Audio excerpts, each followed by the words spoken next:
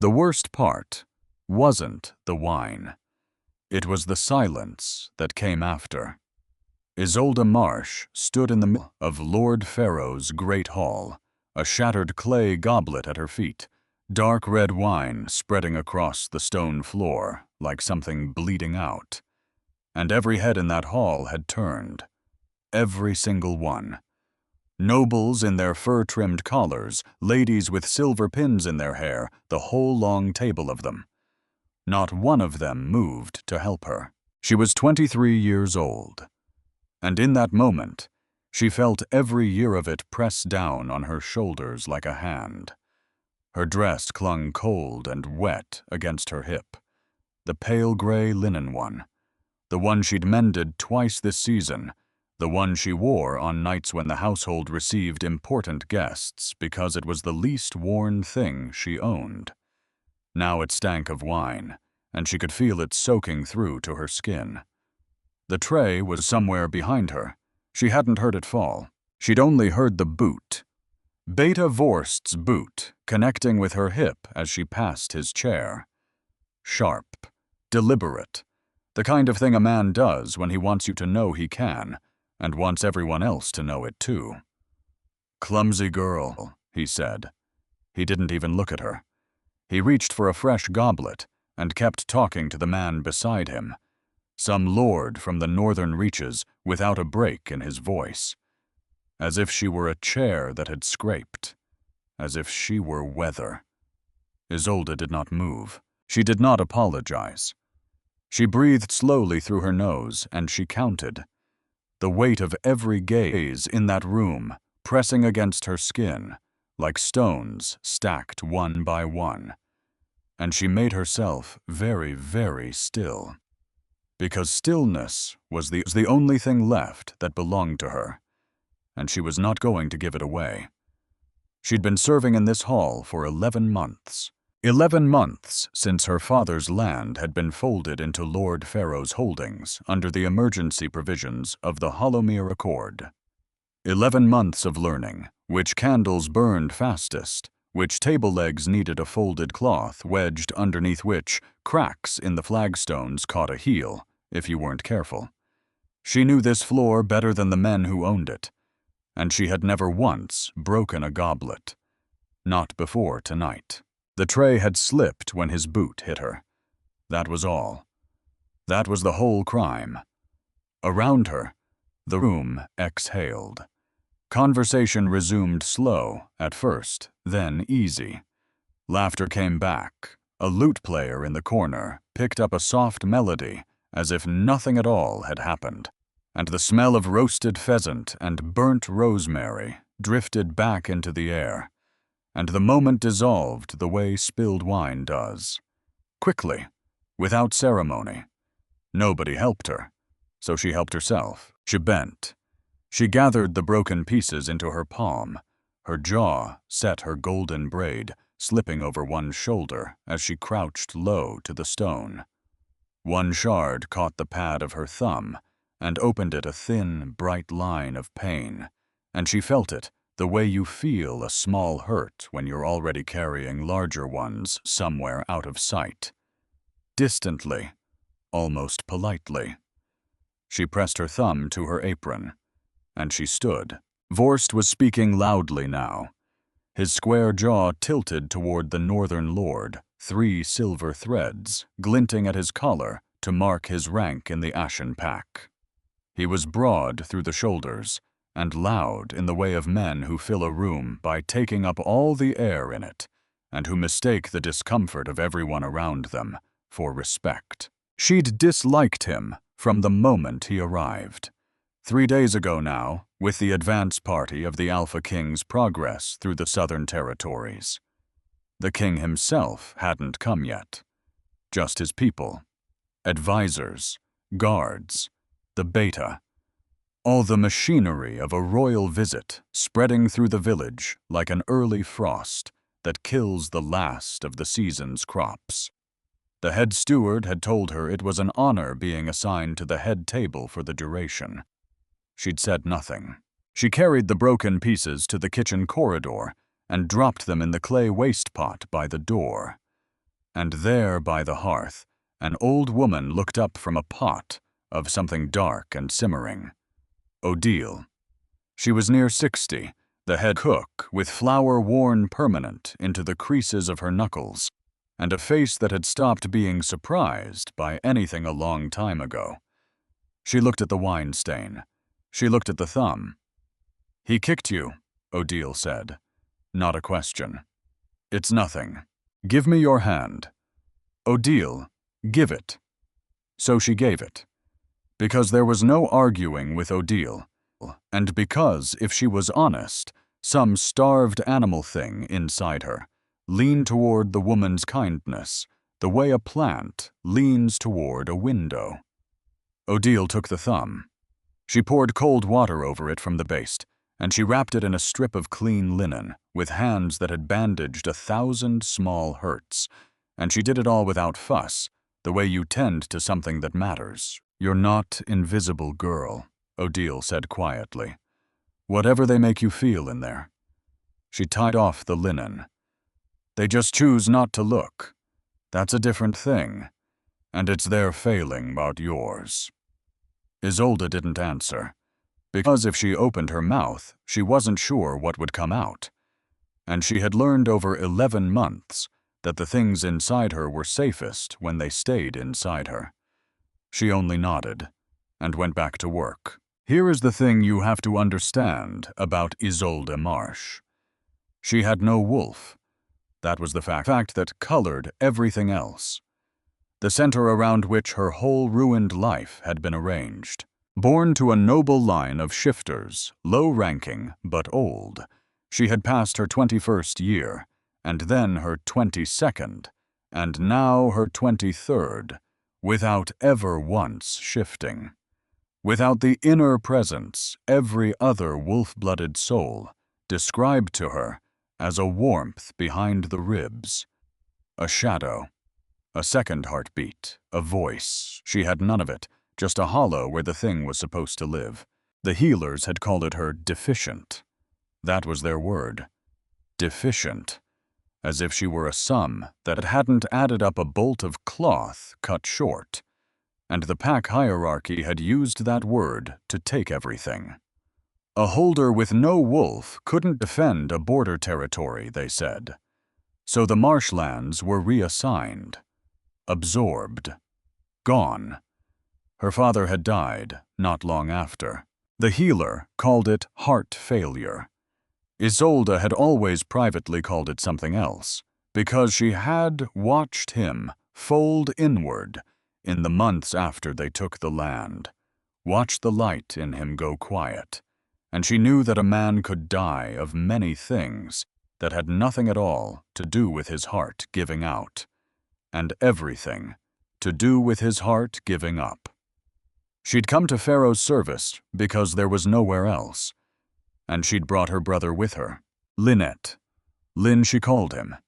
16 years old, all long limbs and their father's careful hands, and the same golden hair she carried. She'd insisted he be taken on as a page, a small position safe far enough from the kitchens that she didn't have to watch him scrub floors beside her. He still believed things could get better. That was the part that undid her some nights. She had stopped believing that a long time ago, but she had not stopped watching. Because watching was free, and watching kept you alive, and a woman who watched carefully could learn a great many things. A man like Vorst would never think to hide from her. She just hadn't yet learned the one thing that mattered. It was near the end of the 3rd course that she found it. She'd bent to retrieve a dropped linen cloth beside the high table, close to the wall, tucked behind the tall, carved backs of the chairs. Invisible in the way. Serving women became invisible when lords forgot to lower their voices, and Vorst was not lowering his. "Not staying past the new moon," he was saying. "The king moves on to Greywater by then." And the girl, the Northern Lord. Lord Arden she'd heard him called. Low, careful, the voice of a man who, like at his conversations, kept close. The one from the marsh line. A pause, the sound of wine being swallowed. She's still here, Vorst said. Serving, of all things. Never shifted, so they stripped the land clean off her. A dry sound, almost a laugh. She doesn't even know what she is. Does she know about the claws? No. And if she finds out? Another pause. Longer, this one. Isolde did not breathe. She won't, Vorst said. Easy as anything. She'll be gone before she does. Gone. The word hung in the cold air between the chairbacks like smoke from a badly drawn chimney, and she knew. She knew the way you know a step is missing in the dark all at once with your whole body. Because she had been raised in a house where men used clean words for dirty things, and she understood the grammar of it. She'll be gone did not mean dismissed. It did not mean sent away. It meant something with edges. Her thumb throbbed under its linen wrap. She straightened, slowly, cloth in hand, and she walked back toward the kitchen as though she had heard nothing at all. Her steps, even her breathing, measured her face arranged into the pleasant nothing she'd worn for 11 months. But something had moved inside her. Something enormous and slow. The kind of shift that doesn't announce itself while it's happening, that you only understand later, looking back when you realize the ground you're standing on is no longer the ground you were standing on before. The claws. The marsh line. Her name. The one she hadn't spoken aloud in almost a year. She didn't know what the clause was yet. But she knew with the bone-deep certainty of a woman who'd survived a year on scraps of overheard information that she needed to find out. Before the new moon. That gave her 6 days. She stacked 3 clean trenchers. She walked back into the hall with her golden braid catching the torchlight past Vorst, who did not look at her. Past Arden, who was refilling his own goblet. Neither of them watched a serving woman cross the room with quiet purpose. Neither of them noticed that her hands resting flat against the wood were entirely, perfectly still. The record room was locked after the evening bells. Isolde knew this because she noticed things. It was the only power she had left, and she had sharpened it to a fine edge. She knew the iron key hung on a hook inside the steward's own chamber, visible for exactly the 4 seconds. It took him to swing his door open each morning. She knew that old Bram the steward drank 2 full cups of spiced mead every night before bed, and that by the time the last bell rang, he slept like a man at peace with every choice he'd ever made. She was not at peace with hers. But she moved anyway. The corridor was dark, one guttering torch near the stairwell throwing more shadow than light. She wore her darkest cloak, a charcoal wool she'd bought second-hand from a departing kitchen maid, and she moved the way her father had taught her years ago, before the world rearranged itself into something she didn't recognize. Learn to move quietly, Isolde. Not because you're afraid, because there is power in being underestimated. Her father had been a second son of a minor line, a man who loved old maps and older texts more than he ever loved politics, and who believed firmly and to his bones that knowledge was the only inheritance no one could seize from you. He'd taught her to read before most children in the village learned to ride. He'd hired a retired guard to train her when she was 12. Not because he expected her to ever fight. He'd hoped he told her once, with a sad and careful honesty, that she never would.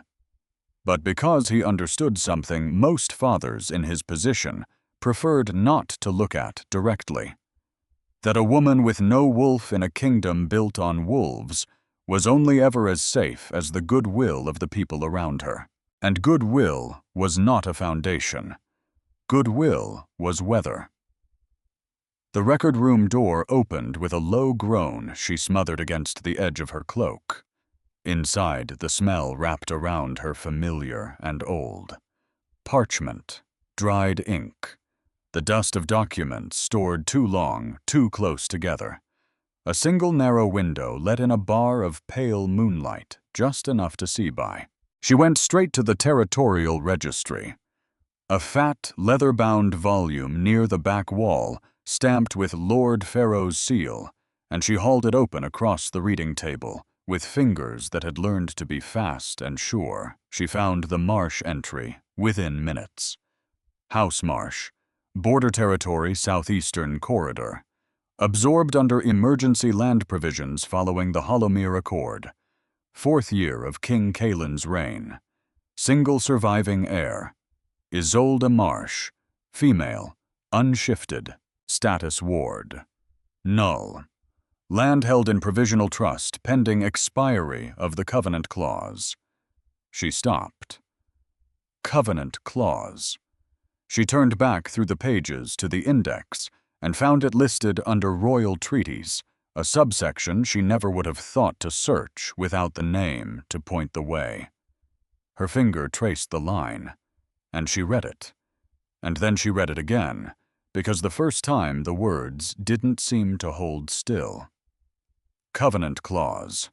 Article 9. Hollowmere Accord.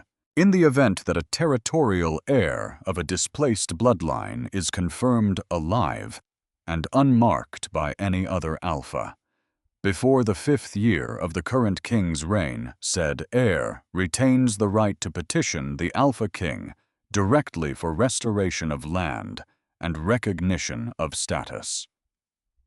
Her breath left her in a slow, controlled exhale. The 5th year of King Caelin's reign. This was the 4th. She had 1 year left. 1 year to claim what was hers by law, by blood, by the ink pressed into this very page. And Vorst knew it. Vorst, who had said, "She'll be gone," with the flat-easy certainty of a man who had already made the arrangements. She read it a 3rd time, a 4th, until the words were pressed into her memory like a seal into hot wax, and she could have recited them in her sleep. Then she reached to close the book, and a slip of paper fell out from between the pages. It was old, folded small, the creases soft with age, the edges gone furry. It had been tucked deep into the binding in the gutter between 2 pages, in a place no casual reader would ever find it, which meant someone had hidden it there, deliberately, for someone. She unfolded it with careful fingers, and she knew the hand at once, knew it the way you know a voice through a wall. The narrow, slanting letters, the way the crossbars of the T's ran long, like the writer was always in a hurry to get to the next word. Her father's hand. Isolde, if you are reading this, then you found it, which means you are exactly the woman I always knew you were. The clause protects you. I could not tell you while I lived because a secret is only safe in one mouth, and yours had to stay empty, so they'd keep believing you were nothing. Forgive me for that. I was buying you time. Wait until you are strong enough to reach the king himself. Trust the ink, not the men. You were never deficient. You were early. Your father. Isolde sat down. She didn't decide to. Her legs simply stopped holding her, and she found herself on the low stool by the reading table, the paper trembling in her steady hands, the moonlight blurring across the letters. Because for a year, she had carried a small, hard stone in her chest, the belief that her father had died of despair, that he'd given up, that in the end the thing they said about her deficient had broken even him. And it wasn't true. I hadn't given up. He'd been playing a longer game than any of them, hiding a key in a locked room, betting everything he had left on a daughter he wouldn't live to see win. keeping her empty and silent and underestimated, on purpose, because that was the only armor he could leave her. You were never deficient. You were early. She pressed the paper to her mouth, and for the space of 3 breaths, she let herself grieve him properly, not the quiet, folded, functional grief of the last year. The real thing, sharp and full and enormous. Then she folded the paper again, small, and tucked it into the lining of her bodice against her ribs, in the hollow place where the wolf was supposed to be. She closed the registry, returned it to its exact position spine aligned with the shelf edge, and she left the room as quietly as she'd come, drawing the door shut with both hands to ease the latch home without a sound. She was halfway back to the servants' corridor when she heard the footsteps. 2 sets, heavy, deliberate, the sound of boots with iron heel-caps striking stone. She pressed herself into the alcove beside a tapestry, a hunting scene, gray wolves running through a winter forest, and she went absolutely still. The footsteps passed close enough that she smelled the oiled leather of their armor. 2 of Vorst's guards, and they were not patrolling. She knew the difference. Patrolling had a rhythm to it, a wandering ease. This had direction. They were moving toward the servants' wing, toward the row of small rooms where the household slept, toward Lynn. The cold that moved through her then was not the cold of the stone corridor.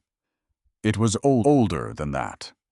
It was the specific cold of a person who has correctly predicted a terrible thing and spent the last hour praying she was wrong. She did not run, because running makes noise, and noise tonight could get her brother killed. She moved instead, fast and soundless, cutting through the back passage that connected the tapestry corridor to the servants' stair.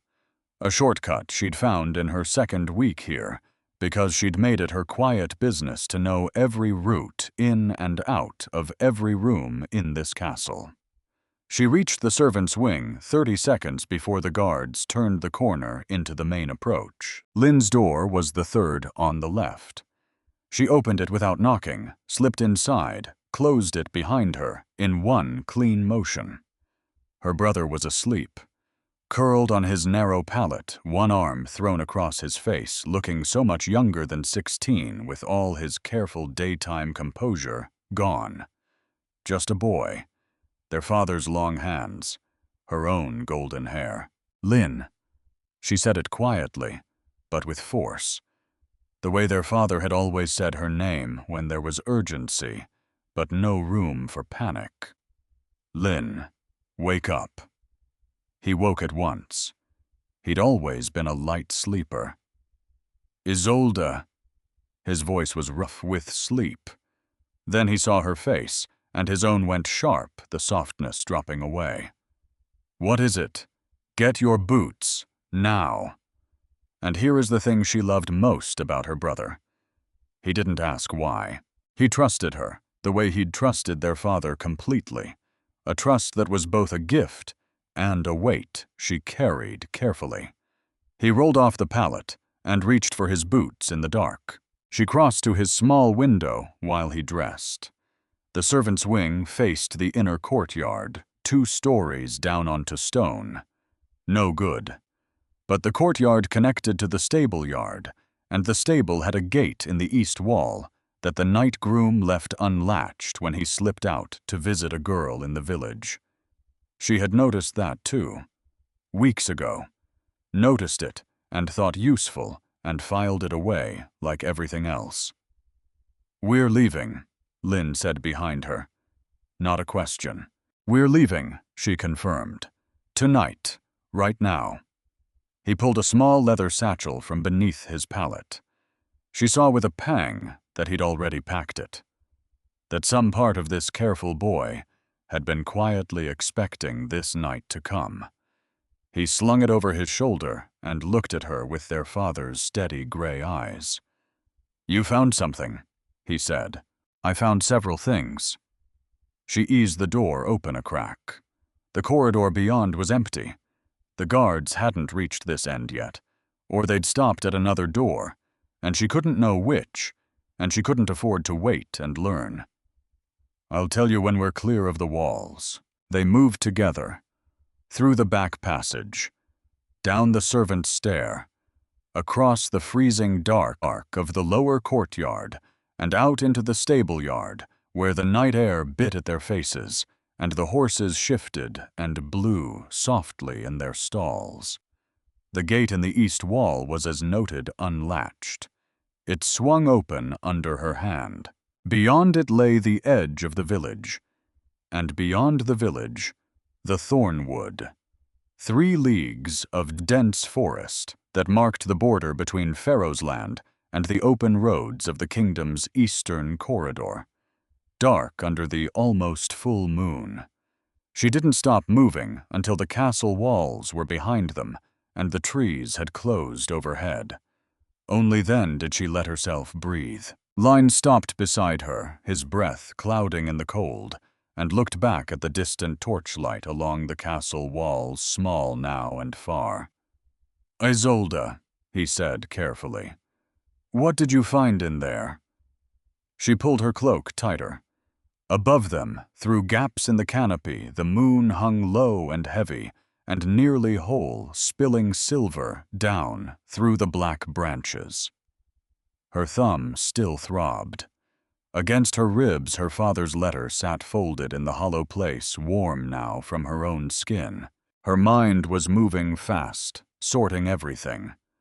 The clause, the year, the letter. Vorst's voice, so comfortable in its certainty, so sure that the serving woman hadn't been listening close enough to hear.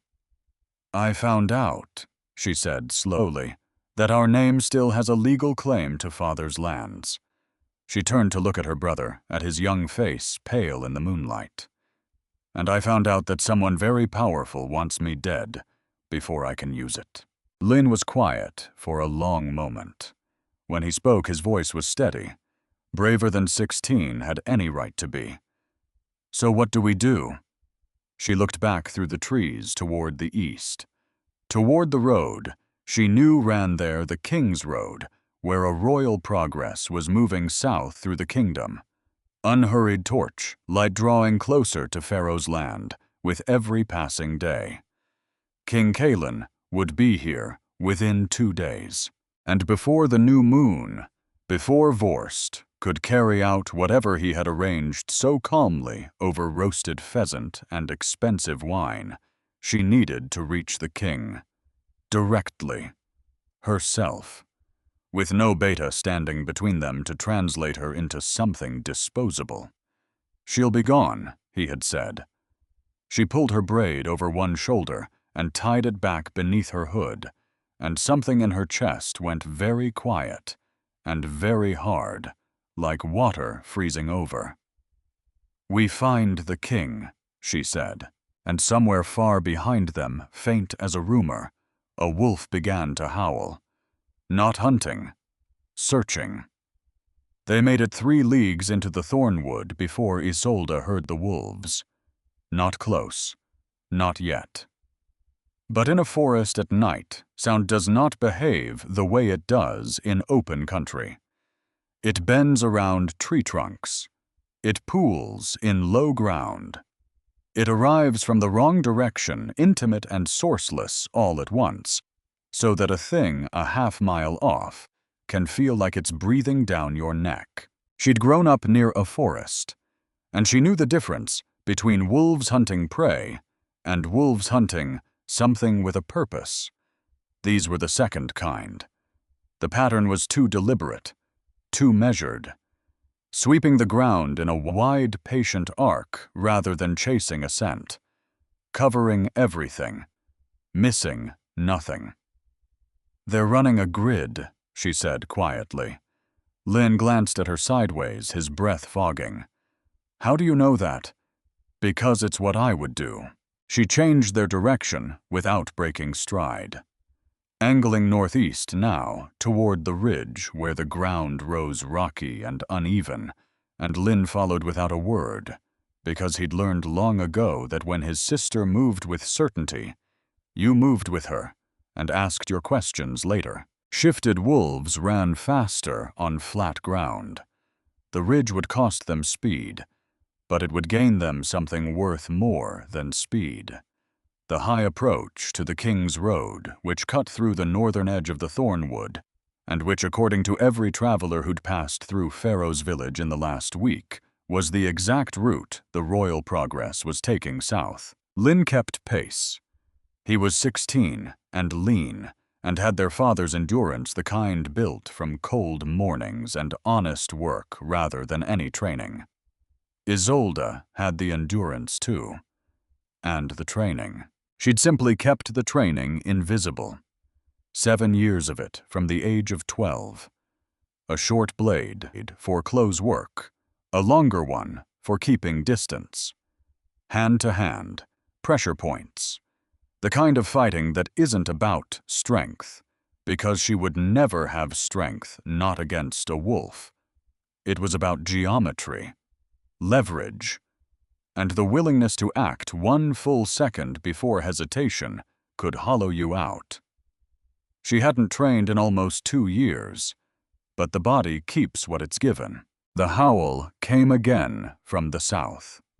Closer, and then a second off to the southeast, answering the first, justing, correcting.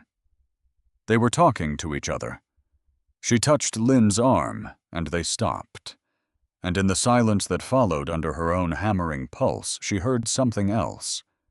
Hooves on stone, many of them heavy-gaited, moving at a disciplined pace. The King's Road, close, a quarter-league north through the trees, maybe less. Go, she breathed. They ran. The tree line broke without warning. One moment black forest, the next open paved road, flooded with moonlight, and Isolde stumbled out onto the stone and looked both ways in a single breath, and stopped. Because the royal progress was not a quarter league away. It was right there. Torches. A column of mounted riders, a dozen at least, with a banner she recognized from the seals on Pharaoh's official letters. The black wolf on silver of House Thorn. Supply wagons behind. Outriders flanking. And at the center of it all, unhurried. Still a man on a dark horse who had never once in his life needed to prove he was the most dangerous thing in any given space. She had no time to plan her approach, because the wolves broke from the tree line 30 seconds behind them. 2 great gray-brown shapes that pulled up short at the edge of the road when they registered the armed column, their whole advance stalling with the frustrated precision of men who've been outmaneuvered and know it. Every guard in that column had a blade half drawn before Isolde had finished exhaling. The outriders swung wide to flank. The forest edge went very, very still. Stand down. The voice came from the center of the column. It was not loud. It didn't need to be. It was the kind of voice that had given orders in loud places for so many years that it had learned to cut through noise by quality alone, and the guards held, and the 2 wolves at the tree line did not advance. They only stood there with the uncertain stillness of men handed an order they hadn't planned for, calculating whether to obey. Isolde stepped forward into the torchlight, not because she wasn't afraid. She was. Her heart was slamming against the folded letter in her bodice, but standing still was a form of waiting, and she had been waiting for 11 months, and she was finished waiting.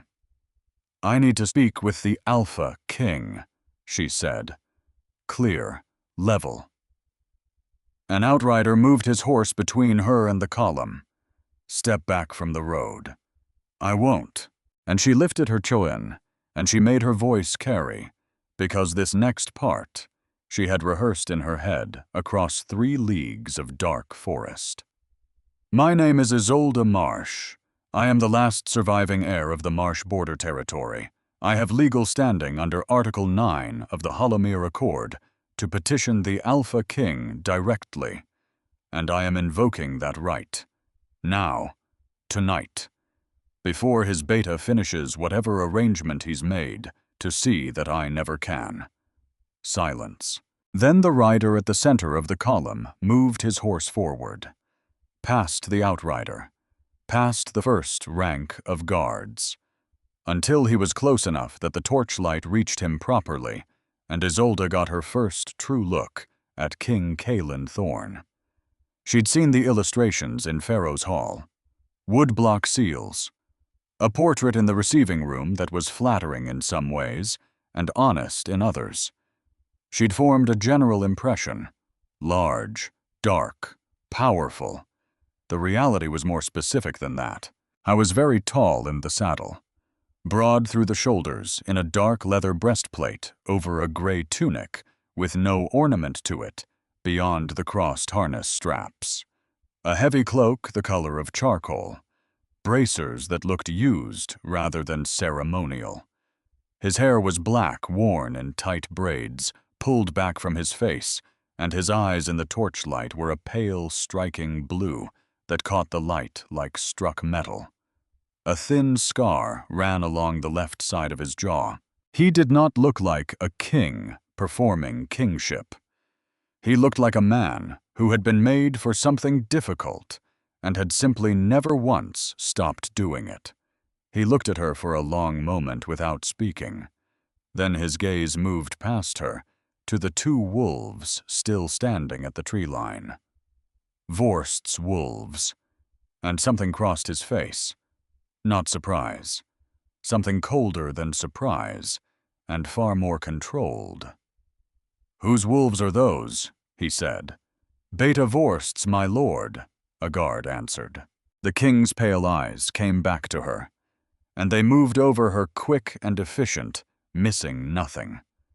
Her face, her stance, the linen wrapped around her thumb, the dark stain still faint on the side of her gray dress where the cloak didn't quite cover it.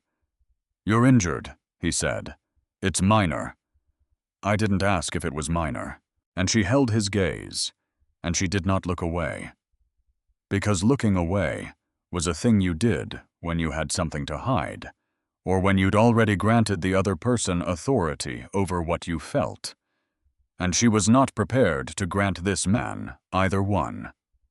"A cut," she said, "from a broken goblet. It happened in Lord Pharaoh's Hall this evening." How did the goblet break? The question was quiet, and it landed with a weight that told her he'd already begun assembling a picture and was only waiting to see whether her answer would fit the shape of it. "Beta Vorst's boot found my hip as I passed his chair," she said. "The tray slipped." The king said nothing for a moment. Behind him the whole column was still, horses included, which she noticed with the small automatic part of her mind that catalogued everything. "Linter," she said without turning. "Come out of the trees."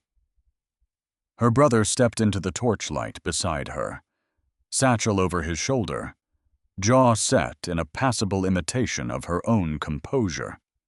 He was 16 and trying very hard to look older, and she loved him so completely in that moment that it hurt somewhere under her ribs. The king looked at the boy, then back at her. "You came to the road at night," he said, "through a wolf pursuit, with a legal citation and a younger brother." There was something in his voice that was not quite dry humor and not quite admiration. Something in between the two that she didn't yet have a name for. "Yes," she said simply. And he dismounted. Not quickly. There was no urgency in it. Only a settled, deliberate ease that made even swinging down from a horse look like a decision made from authority rather than habit. He was taller standing than he'd looked mounted, which is not often true of men, and he walked toward her and stopped 2 arms' lengths away. close enough to speak without the column hearing. "Article 9 requires a formal hearing," he said quietly. "Not a roadside claim in the dark." "I know." "Then you know I can't restore your lands on the strength of one conversation." "I'm not asking you to." She kept her voice level, though her hands had begun very slightly to shake now that the running was over and the cold and the terror had caught up. "I'm asking you not to let your beta have me killed before I can request one." Another silence. His pale blue eyes held hers with an attention that wasn't intrusive, but was undeniably complete. The kind of attention that does not skim across the surface of a thing. "You believe he means to kill you," he said. "I believe he said I'd be gone before the new moon.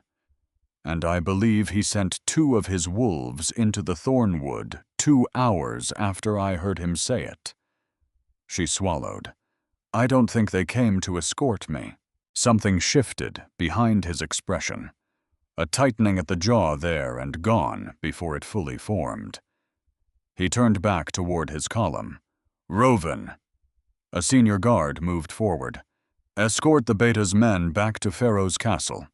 Inform Lord Pharaoh his guests will be departing at first light." A pause. "And send word to Vorst that I want him. Personally. Tomorrow." "Yes, my lord." He turned back to her. The torchlight between them was steady, sheltered from the wind by the trees on both sides. "You and your brother travel with the Progress tonight," he said. It was not a question. "I don't require your charity."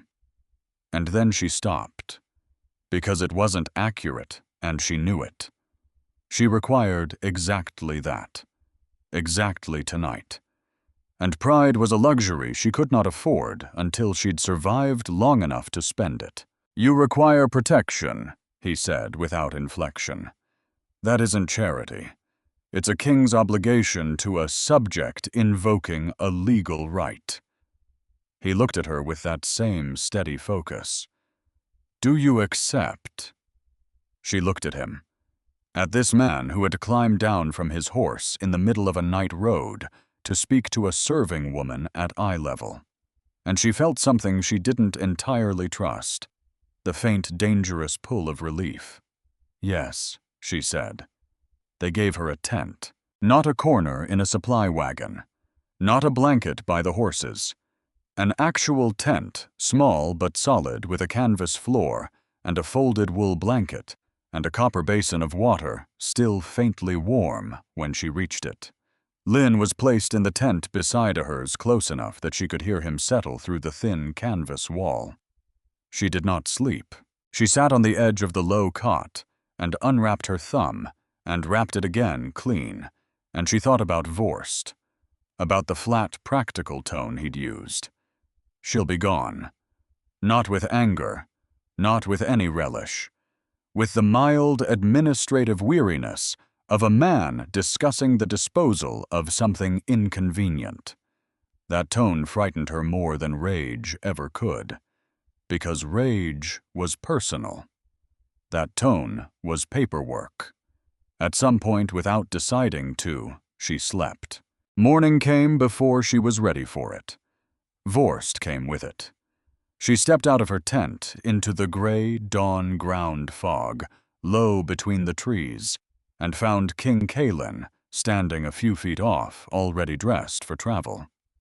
And beside him stiff and pale in the cold light, stood Beta Vorst. He looked different in daylight, less comfortable.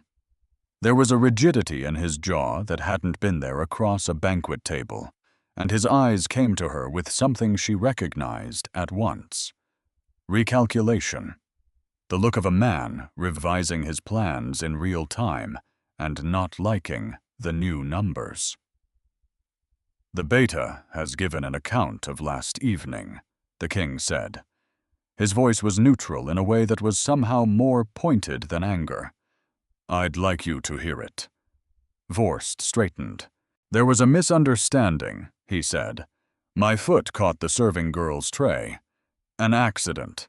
As for this conversation, she claims to have overheard. Her name is Isolde Marsh, the king said. A beat of silence. As for the conversation Lady Marsh claims to have overheard, Vorst went on the correction, visibly sour in his mouth. She has misunderstood a private discussion. I spoke of another matter. There was no threat. I have no knowledge of her legal status, and no interest in her lands. Isolde looked at him steadily. She'd expected exactly this. A man who plans things administratively also denies them administratively. Clean, smooth, impossible to disprove. You used my family name, she said. You said the one from the Marsh line. You said she doesn't even know what she is. And then you said she'll be gone before the new moon. She paused. Those were your words, in that order. Vorst's jaw tightened. You misheard. I was 3 feet behind your chair. I don't mishear at 3 feet. You're a serving woman. Her word against a Beta's carries the same weight under Article 9, the king said quietly, when the subject in question is invoking territorial rights, which she is. Vorst went silent, and that was when it happened. Because the king had turned half a step to face Vorst more fully, and something in the movement, some flicker of a threat leaving the space in front of her, and Isolde caught it out of the corner of her eye. Movement at the edge of the camp. 2 of Vorst's men, mounted, and between them on foot, hands bound in front of him, golden hair catching the gray light. Lynn. The world went very small and very loud. Lynn. He'd been taken from his tent. In the dark. While she slept 12 feet away, thinking a canvas wall and a king's protection were enough. And they'd had him the whole time. The whole conversation. Vorst had walked into this camp already holding the only piece she could not afford to lose. A boy was found leaving the camp in the night, Vorst said. And oh, the change in him was immediate, the recalculation resolving into something smooth and certain, the ground back under his feet. A runaway page. Lord Pharaoh's property, strictly speaking. I've held him for questioning. He looked at Isolde, and he let himself at last smile. Of course, if Lady Marsh wishes to withdraw her petition and return quietly to service this whole matter of the boy, becomes a great deal simpler. No need to trouble the king further. There it was. Isolde could not breathe, because this was the trap under the trap. Vorst hadn't come to deny anything. He'd come to negotiate, and he'd brought the one currency she'd spend her own life to buy back. She looked at her brother, at Lynn, at his bound hands, and his set jaw, and his eyes finding hers across the camp, and she saw him give the smallest shake of his head. Don't do it for me. Which of course made it so much worse. And she felt the old familiar thing rise up in her, the instinct of 11 months, the instinct of a lifetime. Go quiet, go small, give them what they want, keep the people you love alive by making yourself into nothing. She almost did it. She felt the words forming. I withdraw. She felt them. Accept. Trust the ink, not the men. Her father's voice folded against her ribs. And underneath the terror, some cold, clear part of her mind, the part that had trained for 7 years, the part that catalogued everything, was already moving. Because a man who takes a hostage has told you what he's afraid of. And Vorst was afraid of the hearing. Which meant the hearing was where she was strong. Which meant the very last thing she could do was give it away. So she did not go small. She turned to the king, and she made her voice ring out across the whole camp, so that every guard and every outrider and every wagon hand could hear it. My lord, she said. "I'd like to understand the charge. On whose written order was my brother pursued into the thornwood last night?" Silence.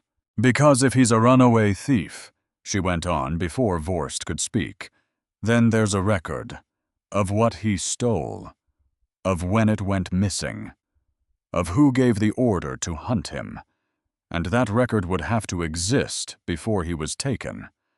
Not written up this morning." She held Vorst's eyes. "So, may we see it?" Vorst's smile did not move, but something behind it did. "The order was verbal," he said. "A verbal order," the king repeated slowly, "to send 2 shifted wolves running a search grid through a border forest in the dark after a 16-year-old page." He let the words sit there in the cold air. "In pursuit of stolen goods you cannot name. My lord, the boy, release him." The king did not raise his voice. He never did. That was the terrible thing about it. "Roven, cut the boy loose and bring him here, and take the Beta's men into custody, pending inquiry." His pale eyes came to rest on Vorst, and for the first time Isolde saw the full weight of the manland somewhere, saw what it meant that this quiet person was a king. "You brought a bound child into my camp as a bargaining token. Against a woman invoking a law I signed with my own hand." A pause. "You have made a serious error in judgment about what kind of man I am." Vorst opened his mouth and closed it. They cut Lynn free. He crossed the camp to her at something just short of a run, and she caught him, and for one moment she let herself hold her brother's whole weight against her, feel him breathing alive here. His bound wrists came up around her, and she pressed her face to his golden hair, and she did not cry, because she had trained herself out of crying a long time ago, but it was a near thing. "I'm sorry," he whispered. "I heard them outside. I thought if I ran, I'd draw them off you. Don't ever." She said fierce into his hair, "Don't ever do that again. Do you hear me? You are not a thing I trade away." Her voice cracked just once, just barely. "You are the reason, not the price." Over his shoulder she found the king watching them, and his face had changed. The cold administrative calm he'd worn for Vorst was gone, and in its place was something quieter and harder to read. "I was looking at the 2 of them the way a man looks at a thing he's decided about. And when his eyes met hers, he did not look away, and neither did she." The hearing at Hollowmere took place 4 days later in the great council chamber of the border fortress. A cold, high-ceilinged room. Stone walls, iron torch brackets. A long table of dark oak that had clearly witnessed a great many difficult conversations. Isolde stood at one end of it in a borrowed dress of deep blue wool, her golden hair pinned neat at the nape of her neck, her hands folded in front of her, with the stillness she'd spent years cultivating. Across the table sat 4 territorial lords, 2 royal advisors, and King Kalen. He sat at the center, not the head. A positioning she recognized as deliberate, because a king who sits at the head of a table owns the conversation, but a king who sits at the center of it owns the room. She had spent the 4 days of travel preparing. The woman assigned to help her had turned out to be no stranger at all, because when Isolde had stepped into the room set aside for her at the fortress and found the household servant waiting to assist her, she had looked up into a face lined and familiar and near 60 years old, and her breath had stopped. "Odile." "Close your mouth, child," the old cook had said, folding a dress over her arm. "You'll catch flies." "How?" The king's steward sent to Pharaoh's kitchens for a woman who knew the border families. I volunteered before he finished asking. Odile's eyes were bright and steady. "I served your mother Isolde before you were born. before the land was taken. Did you never wonder why an old cook was always so kind to a serving girl nobody else would look at? Isolde had not been able to speak. Abel, there's a great deal you don't know about your own blood, Odile had said gently. And I've been waiting 11 months for you to be ready to hear it. Now in the council chamber, Isolde presented her petition. Clear, unornamented. The Marsh bloodline. The land absorption. The covenant clause. The timeline. She cited the record room entry as documentary evidence and did not explain how she'd come to read it, and no one asked, because the entry's existence was the relevant fact and not her method of finding it. She was good. She knew she was good. 4 days of preparation and 7 years of a father who'd taught her that knowledge was the only inheritance no one could take. And when she finished, a thin advisor named Lord Vance leaned forward, a man who smelled of dried herb.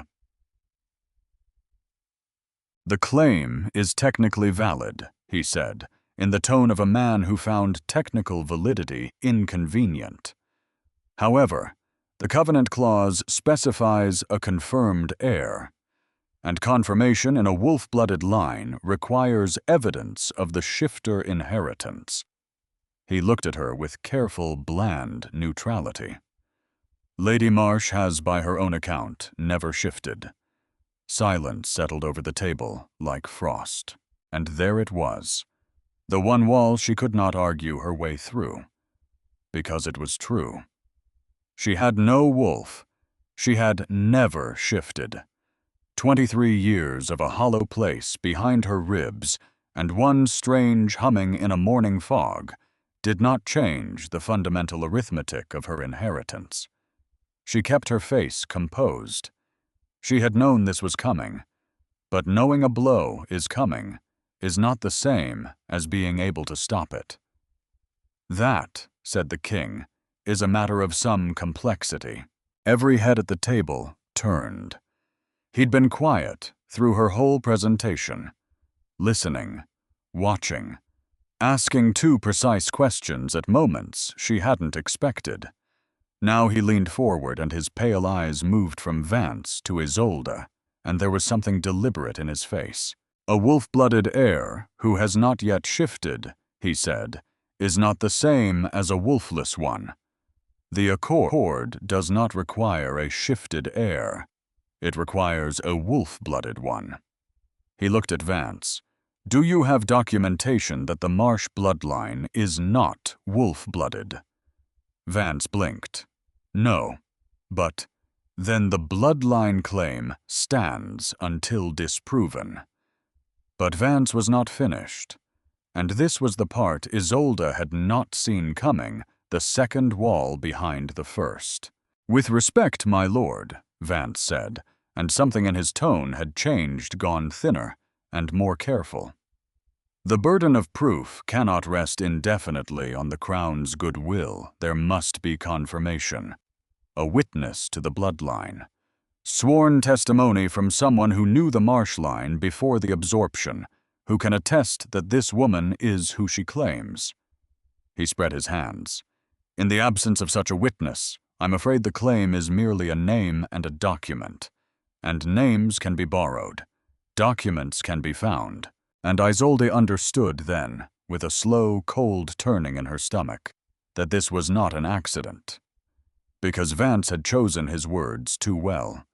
Because a witness to the bloodline was so specific a requirement, so precisely, the one thing a displaced orphan with a dead father would be least likely to have. Because he'd been waiting to say it. He'd been ready. She looked at Lord Vance, at his herbs and his ink and his careful bland neutrality. And she thought, you're not just an obstacle. You're a party. Somebody's paying you the same way somebody paid Vorst. The realization landed and spread. Vorst had been the boot, the wolves in the forest, the boy in the ropes. But a beta is a hammer, and a hammer is swung by a hand, and the hand had reach into the king's own council. Someone had wanted the marshlands to stay in provisional limbo, unclaimed, up for the taking, long enough that a 5th year would pass, and the clause would die quietly, and no one would ever be able to invoke it again. She had one witness in the whole world who could meet Vance's demand, and that witness was standing outside the chamber door, holding a folded blue dress, waiting. Isolde lifted her chin. "I have a witness," she said. Vance's careful face did not change. That would be convenient. "She served my mother before I was born. She has known me my whole life, and she has been waiting 11 months to be asked."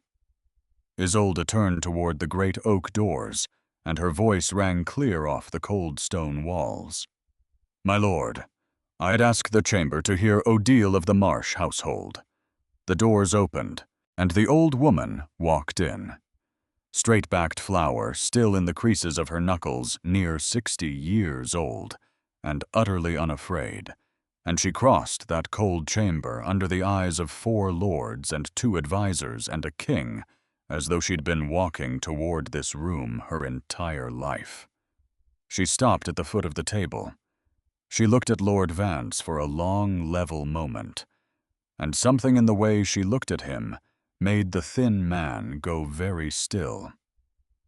"I know you," Odile said quietly. The words dropped into the silence like a stone into a well. "I know your face, my lord, though it's older now." She turned to the king. "And I know something the council will want to hear, not only about the girl's blood." Her eyes came back to Vance, and they did not waver. "But about who signed the order to strip the marshland in the first place. Because I was in the house the night it was done, and I kept the letter." The chamber went utterly breathlessly still. Outside, unseen through the high, narrow windows, the moon had thinned to its very last sliver. One more night, and it would be gone entirely.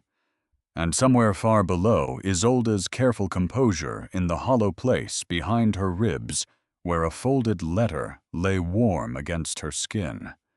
Something stirred, low, resonant, waking. The letter Odile carried was 3 years old, and it changed everything.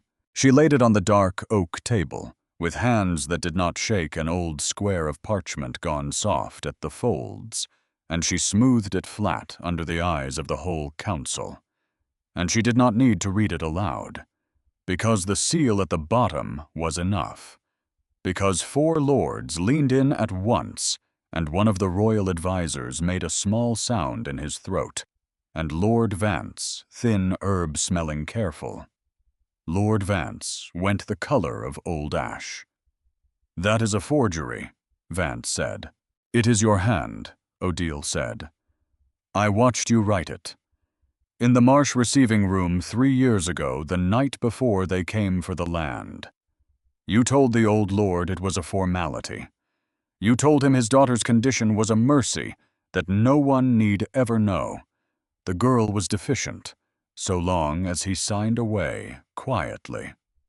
Her voice did not rise. It did not need to.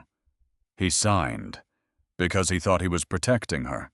And you took the pen back, and you smiled, and you wrote this: "An arrangement between yourself and a lord of the northern marches to hold the marsh corridor in trust until the covenant clause expired, and then to divide it between you." Isolde stood very still, because the picture was assembling itself now fast, all the loose pieces snapping into a shape she could finally see whole.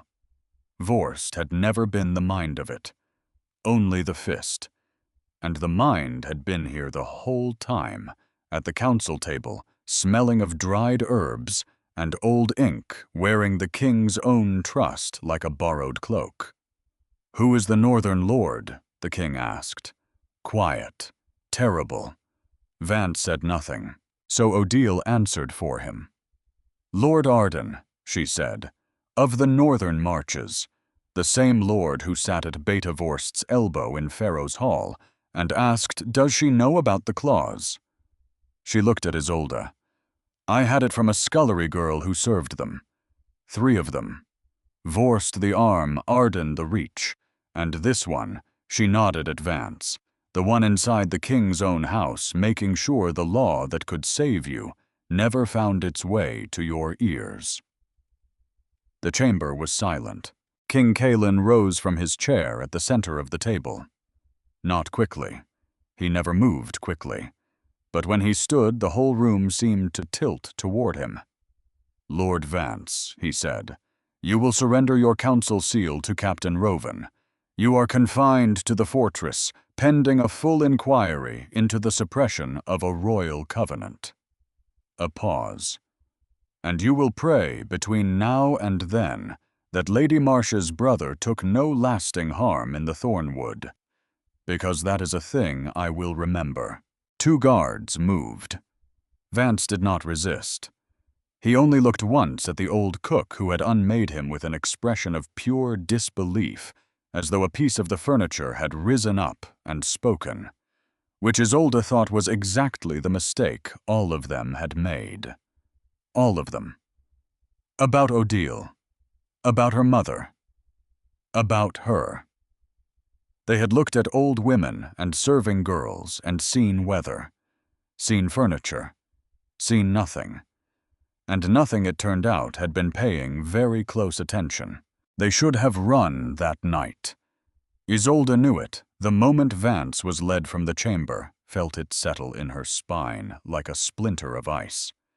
Because a cornered man is dangerous, but a cornered man with an accomplice still loose is worse. Vorst was in custody. Vance was confined. But Arden. Lord Arden of the Northern Marches, the reach, the money, the one who'd sat at Vorst's elbow and never once dirtied his own hands. Arden was still out there.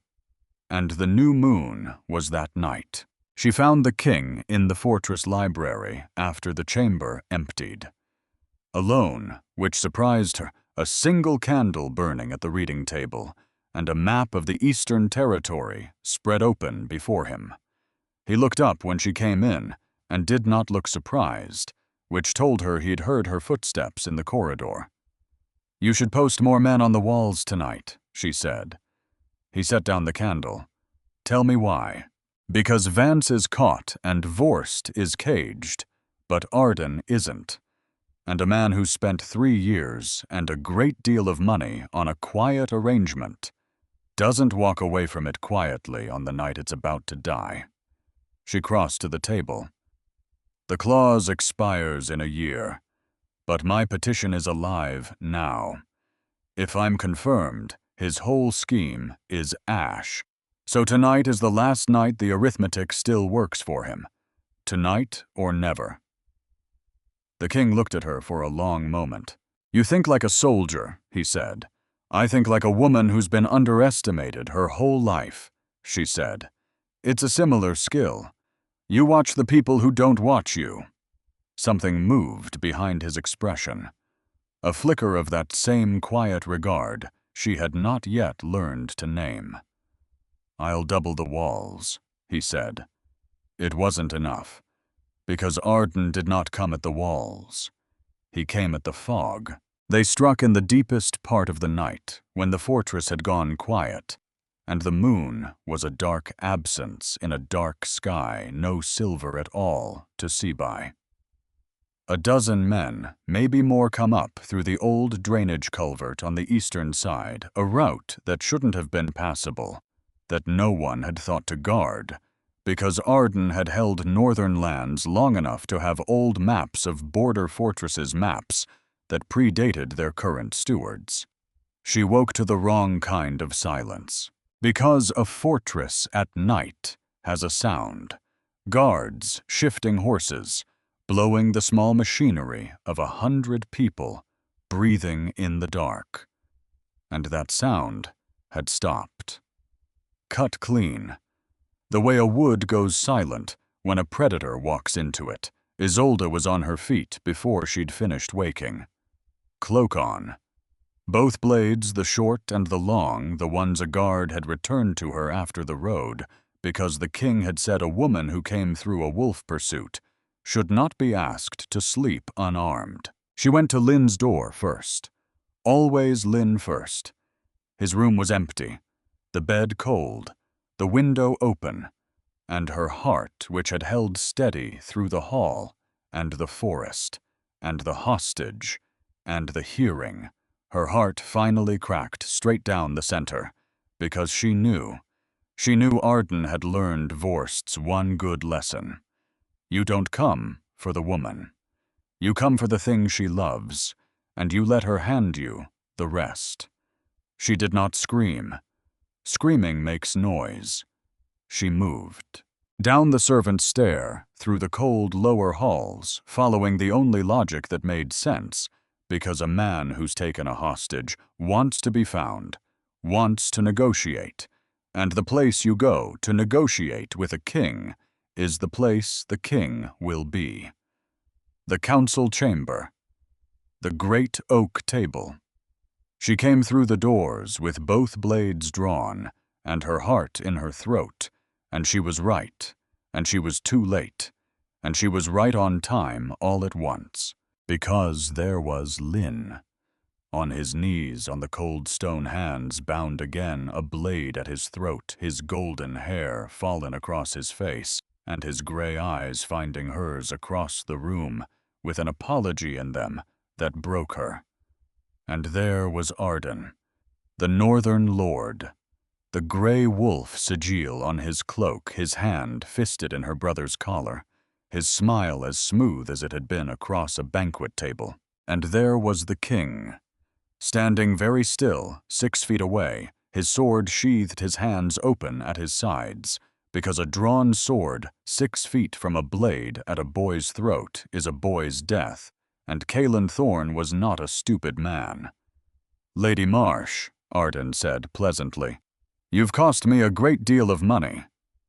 Let him go, she said. I intend to, once the king and I reach an understanding about the future of the southeastern corridor. And your petition, which you're going to withdraw. He tightened his grip on Lin's collar. Aren't you? And she felt it rise up in her again. The old thing. The 11 months thing. The lifetime thing. The voice that had kept her alive by making her small. And she knew how this was supposed to go. She was supposed to fold. She was supposed to trade the one thing that was hers for the one person who was everything. She felt the shape of the surrender in her mouth, the way you feel a step before you take it. Except this time she looked at her brother. And her brother, 16 years old, on his knees with a blade at his throat, looked back at her and shook his head. The same as before. Don't trade yourself away from me. And under the terror, that cold, clear, trained part of her mind was already moving, already counting, because Arden had made the same error every one of them made. He was watching her face, waiting for her to break, which meant he was not watching her hands, and which meant more than that he did not understand the one thing about her that mattered, the thing her father had died, protecting the thing 3 years of scheming had been built to erase. They all thought she was empty. They had built their entire plan on the certainty that Isolde Marsh was hollow, deficient, nothing. And in that moment, kneeling in the dark of her own life for 23 years, she reached down into the hollow place behind her ribs where a folded letter lay warm against her skin. And it was not empty. It was full, because the hum was there. The low resonant hum she'd heard in the fog, and told herself she'd imagined the door opening in a room she hadn't known existed. And it was not a whisper. Now, it was a roar. It was a second heartbeat, slamming up through her chest into her throat, warmth flooding out through her arms and her legs and her hands, and she understood finally all at once with her whole body what her father had written in his narrow, slanting hand. You were never deficient. You were early. The wolf came like the tide comes, not the way they'd told her all her life. Not slow, not gentle, not a warmth behind the ribs. It came like a wave, breaking over a sea-wall, like a held breath, finally let go, and Isolde Marsh, who had been told for 23 years that she was empty, shifted for the first time in the center of the council chamber, under the dark of the new moon. And the wolf she carried was silver. Pale, almost white, the color of frost, the color of the moon that wasn't there, and it moved with a quietness that the king's guards would later describe privately as the most unsettling and most beautiful thing they had ever seen. Arden's smile fell off his face, because a hostage is only leverage against a woman on 2 feet with 2 blades and a beating human fear. A hostage is not leverage against 140 pounds of silver wolf that has just learned in a single searing instant exactly what it was born to protect. His blade wavered off Lynn's throat 1 inch half a heartbeat of pure animal surprise, and half a heartbeat was 1 full second more than Isolde Marsh had ever needed. The silver wolf crossed the chamber. Nobody in that room ever fully described what happened next, not because it was terrible, though it was, but because it was faster than shifted wolves are supposed to move faster than a man with a knife can reckon with. Arden went down. The blade went spinning across the stone, and Lynn Freed scrambled back and up and into the corner, and the king moved finally, his own shift rippling through him, dark and enormous, and Arden's dozen men met a fortress that was suddenly very much awake and very much armed. It did not last long. When it was over, when Arden was bound on the cold stone where her brother had knelt when the torches were relit, and the guards had the culvert sealed, and Lynn was pressed against the wall with his eyes enormous and alive, Isolde stood in the center of the chamber on 4 silver legs, and could not remember how to be a woman again. And the king came to her, still shifted himself dark against her silver, and he did not touch her, and he did not crowd her. He simply lay down, on the cold stone, a few feet away, a king on the floor of his own council chamber, making himself lower than the frightened new wolf, so that she would understand she was safe, and that more than anything was the thing that brought her back. She shifted an hour before dawn. Someone had brought a robe. Odile, of course, who was suddenly there, the way she was always suddenly there, wrapping the wool around Isolde's shoulders and muttering that a body could catch its death, shifting on cold stone, as though this were an ordinary morning and not the night the world remade itself. The king had shifted back too, and dressed, and he stood by the reading table with the map still spread on it, waiting, not pushing, just there. That hum, Isolde said. Her voice came out rough, unfamiliar, a wolf's tiredness underneath it. In the camp, on the road. I told myself I imagined it. You didn't. What was it? I was quiet a moment. It was your wolf, he said. Waking. Wolves wake for 2 reasons, and you had both that morning on the road, and you have had both ever since. A pause. They wake for safety. When a body has been braced against the world so long it's forgotten what safe feels like, and then suddenly it remembers. She waited. And they wake, he said, for mates. The word fell into the room like a stone into still water, and the ripples from it moved through her before she could stop them. Not with the sharp recoil she'd have expected. Not with the flinch the word mate had always carried since she first understood how bonds could be used as instruments of control. Instead, it moved through her with a quiet, resonant truth that her body recognized a full beat before her mind could catch up and argue. "I don't know you," she said. "No." 4 days. A road a hearing a fight in the dark. "I don't know you." "No," he agreed. "You don't." Then you'll learn me," he said simply. "That's the correct order of things. The bond doesn't ask you to skip it. It only tells you the learning is worth doing." He looked at her, that same complete attention, but softer now in the candlelight, the pale eyes gone warm. "I have spent a great deal of my life being known by everyone and understood by no one. I am not in any hurry, Isolde. I would rather be learned slowly than believed quickly." And she thought about the warmth she'd refused to trust.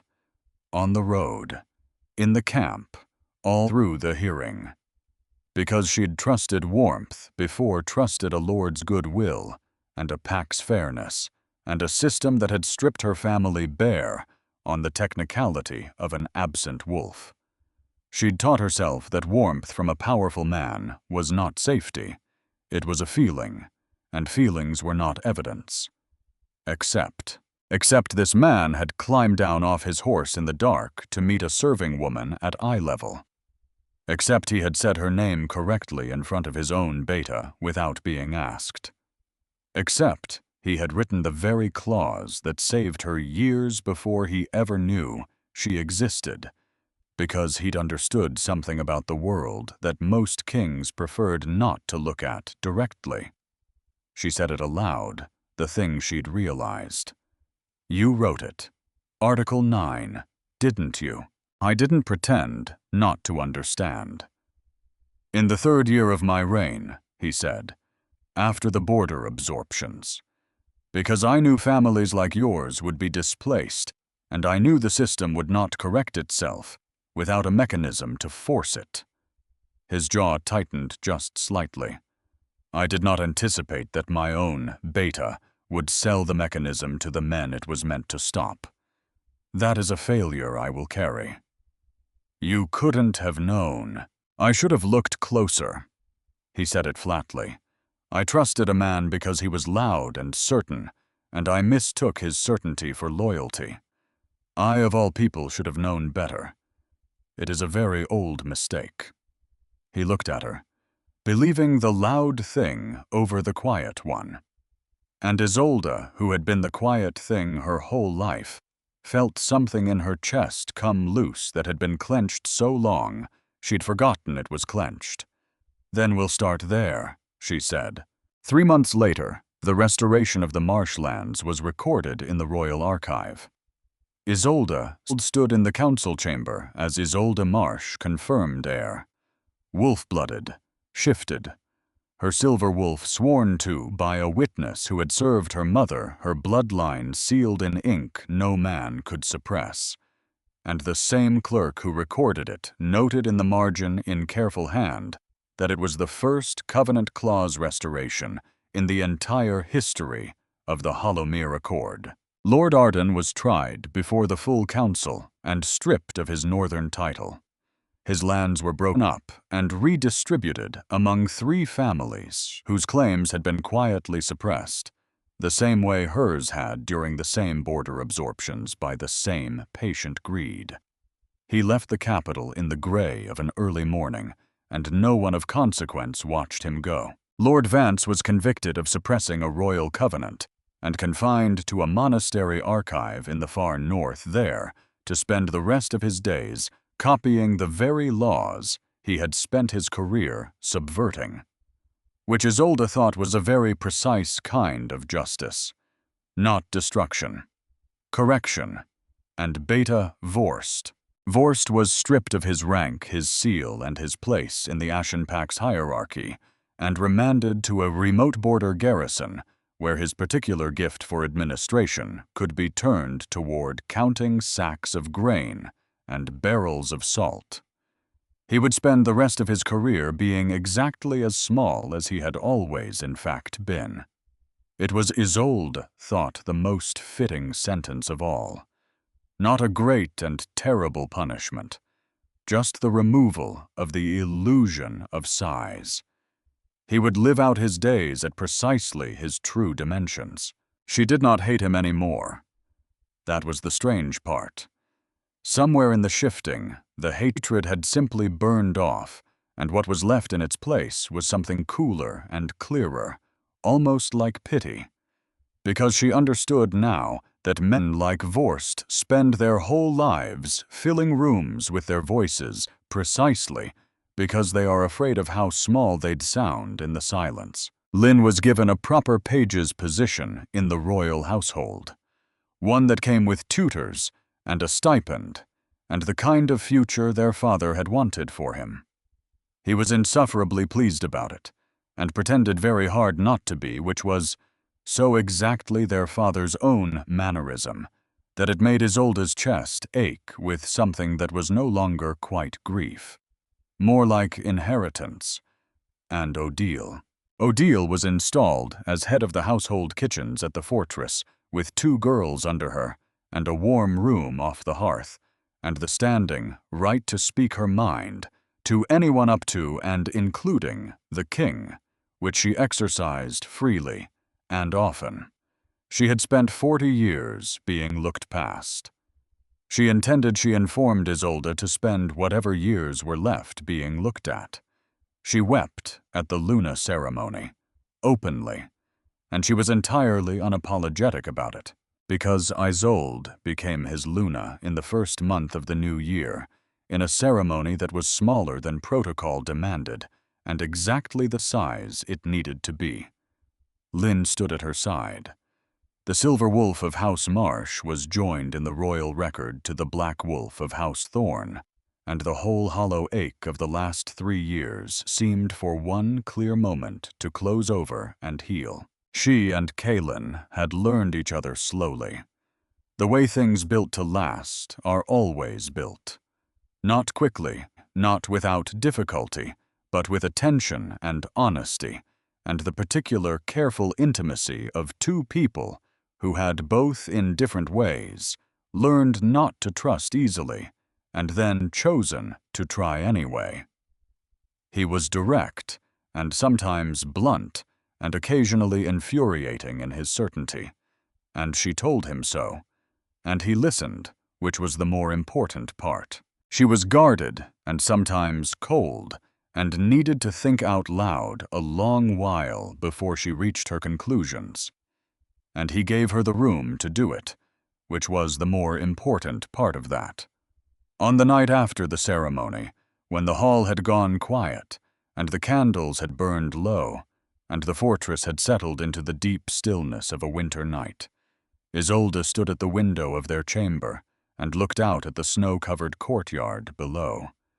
She was thinking about her father, about the maps he'd loved, and the texts he'd read aloud to her, and the small folded lesson about the power of being underestimated, about the land that was hers again, and the name that was hers again, and the wolf that had always been there, and had simply needed the right night and the right safety to recognize that it was finally home. You were never deficient. You were early. She pressed her hand flat against the cold glass. Kaelin came to stand beside her. He didn't speak. He had learned by then which of her silences needed keeping and which she was ready to break. After a moment, she reached across and took his hand. "He would have liked you," she said. "My father." "Tell me about him," Kaelin said.